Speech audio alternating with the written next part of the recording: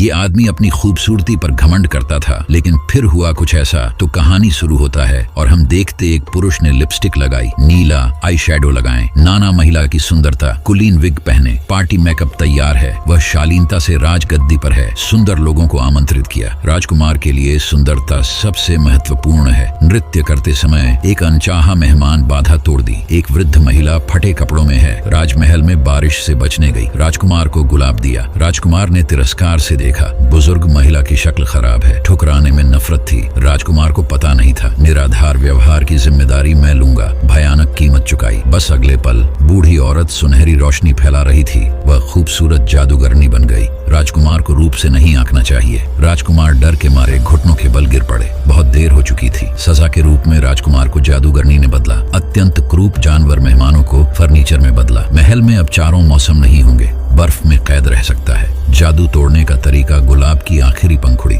सूखने से पहले राजकुमार सच्ची प्रेमिका पा सकता है तो जादू खत्म हो जाएगा, लेकिन अगर नहीं कर सकते तो वह और सभी लोग मानव में वापस नहीं बदल सकता। समय के साथ बदलता है। राजकुमार निराश हो रहा है। कौन जंगली जानवर से प्यार करता है? इस दिन तक एक हानिकारक संघर्ष के साथ किस्मत बदलने वाली है। भुखमरी और ठंड से परेशान व्यापारी आग के पास आया। एक शानदार दावत मिल गई। वह अच्छे खाने की तैयारी कर रहा था। चाय का कप अचानक आया। कोई बात नहीं, वह तुरंत भाग गया। जैसे ही जाने से पहले गुलाबों को देख रहा है। बेटी को फूल देने के लिए उसने एक तोड़ा। राजकुमार नाराज हो गए। चोर समझकर बंदी बनाया। बुद्धिमान सफेद ड्रैगन वह रात भर घर लौटकर बेटी को खबर देने लगा। बेल अपने पिता की चिंता कर रहा है। महल पहुंच गए। वह बांस की मेज उठाता है। सीढ़ियां चढ़ने के बाद बंदी पिता मिल गए। एक जानवर अचानक प्रकट हुआ। पहली बार जानवर और बेल की मुलाकात। बेयर को इस जानवर से डर है। वृद्ध पिता को देखें, वह साहस से प्रस्तावित करता है, मैं पिता बनूंगा। गुलाब की सजा को स्वीकार करें। एक जिंदगी के लिए कैद। उसने जेल में कैद कर लिया। पिता को जानवर ने छोड़ दिया। बस उसी रात दरवाजा खुला। बांस का मंच ही उसे बचाया। बेल डरावनी थी। कुर्सी से वार किया। बांस की मेज चीन में बनी है, बिल्कुल सही और सुरक्षित। बेल को अपनी नीयत की अच्छाई का पता चला। बांस के मंच और घंटी कुतिया के नेतृत्व में वे जेल से भागकर बेयर को राजकुमारी के कमरे में ले गए। संक्षिप्त पाठ, यह उसके सपनों का कमरा है जिसमें नृत्य करता पंखा, गाने वाली अलमारी और कुत्ते जैसी कुर्सियां हैं। बेल को एक उच्च वर्ग की महिला के रूप में सजाया गया, लेकिन उसे सजने में कोई रुचि नहीं थी। वह अपने पिता के पास जल्दी लौटना चाहती थी, लेकिन ऊंचे किले ने उसे रोक लिया, इसलिए उसे नए रास्तों पर विचार करना पड़ा। घड़ी और बांस की मेज ने अपने मालिक को खोजने की कोशिश की। जादू तोड़ने का सही मौका समझा।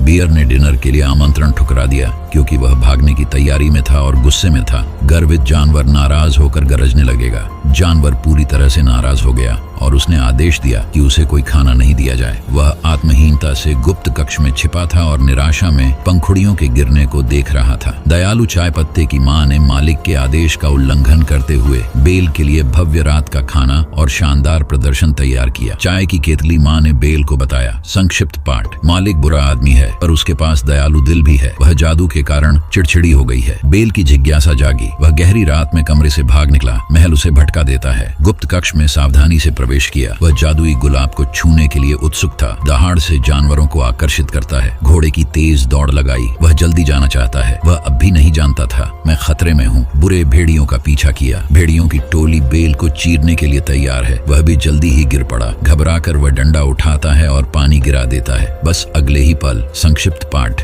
मेरे हाथ की लकड़ी की छड़ी बुरी भेड़िया ने एक झटके में छीन ली। बेलचर बिना हथियार के घबरा गया। एक दागी भेड़िया उसके सामने था। वह उसकी ओर बुरी नजर से देख रहा था। अचानक लड़की को समझ नहीं आया, पहली प्रेमिका जंगली थी, धैर्य से सिखाएगा। पीटर इंसानों की तरह शिष्टता से खाना खाता है। कमरे को व्यवस्थित करना सिखाएं और बर्फीले दिनों में बातचीत करें। जंगली जानवर जैसा प्रेमी लड़कियों को हंसाने में माहिर होता है। वह एक हफ्ते पहले के दुश्मनों को भूल गया था। बुरे भेड़िया बेल पर हमला करता है। जंगली जानवर मदद के लिए आगे आते हैं। भेड़ियों से मौत की लड़ाई। जानवर की काया में शक्ति है। अकेला और असहाय होने पर भी उसे कोई फायदा नहीं मिला। उसे भेड़ियों को भगा देने में गंभीर चोटें आईं। अडिग रहने पर नुकसान कम होगा। भागने के लिए ये बातें जरूरी नहीं। तुम्हारे डराने से मैं भागा नहीं। दो जोड़े आपस में बहस कर रहे हैं। गंभीर रूप से घायल जानवर बिस्तर पर लेटा है। बुरा मूड दर्शाता है। बेल ने गुस्से में दवा लगाने से मना कर दिया। नौकर को ऐसे लोगों की सेवा करने का कारण समझ नहीं आता। नाना जंगली जानवर ने बचपन में माँ को खो दिया। पिता क्रूर हैं। ठंडी बचपन में जंगली जानवर प्यार नहीं समझने लगा। संवेदनाओं को व्यक्त न कर पाने वाला कमजोर व्यक्ति।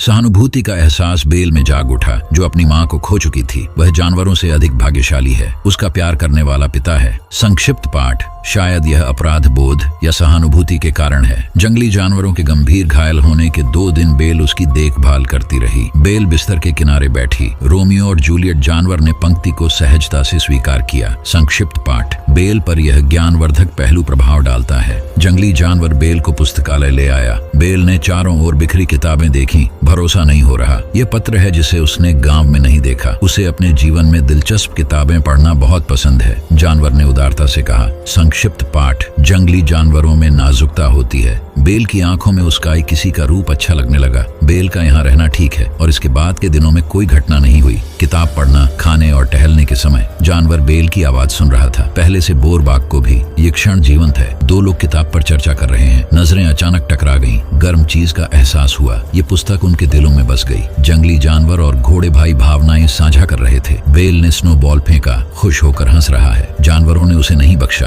दोनों फिर से भोजन कर रहे थे। जानवर अब कम बर्बर हैं। सीखने का तरीका बेल की तरह होना चाहिए। शिष्टता से खाएं। समय बीतने के साथ 2 लोगों का रिश्ता और भी नजदीक होता गया। इस दिन की रात तक संभ्रांत जानवर तनाव में है, क्योंकि उसने बेल को नृत्य साथी बनने के लिए आमंत्रित किया। एक व्यक्ति शानदार बेल पहनकर खड़ा है। इस क्षण की सुंदरता अद्भुत है। 2 लोग हॉल में प्रवेश करते हैं। कमरे का फर्नीचर संतोष से उन्हें देख रहा था। यूयू डूबो नाटकालय, योयो टेलीविजन श्रृंखला। 2 लोग भी बालकनी पर आए। जानवर ने क्षण को समझा। मुझे इस खूबसूरत और मजबूत लड़की पसंद है। वह खुद को जंगली जानवर कहता है, फिर भी सुंदरियों का प्यार चाहता है। बिना स्वतंत्रता के खुश रहना संभव नहीं। वह पिता से मिलने की इच्छा रखता है। बेल को दुखी नहीं देख सकते। जादुई आईना बेल को सौंपा। बेयर ने देखा कि गांव वाले उसके पिता पर हमला कर रहे हैं। बेल की चिंता। जानवर अब छोड़ने का समय समझता है। बेल की भावनाएं समझी गईं। संभवतः यह एक बार का अवसर है जो वापस नहीं आएगा। अंतिम पंखुड़ी गिरने वाली है। बेल को उसकी स्वतंत्रता लौटा दी। जादुई दर्पण बेल को दिया गया। जानवर दुखी होकर टॉवर की चोटी पर खड़े होते हैं। प्रिय व्यक्ति का दूर जाना। बेल अपने पिता के पास पहुंचा। पिता को गांव वालों ने गाड़ी में रखा। पागल खाने भेजने की योजना। संक्षिप्त पाठ। पिता गांव में बेल लगाते थे। खौफनाक जानवरों की अफवाह बेयर ने जादुई दर्पण से अनुभव साबित किया। पिता ने सच कहा। गांव वालों ने जानवर को देखा। डर के मारे पीछे हटना। बेल जानवर की कोमलता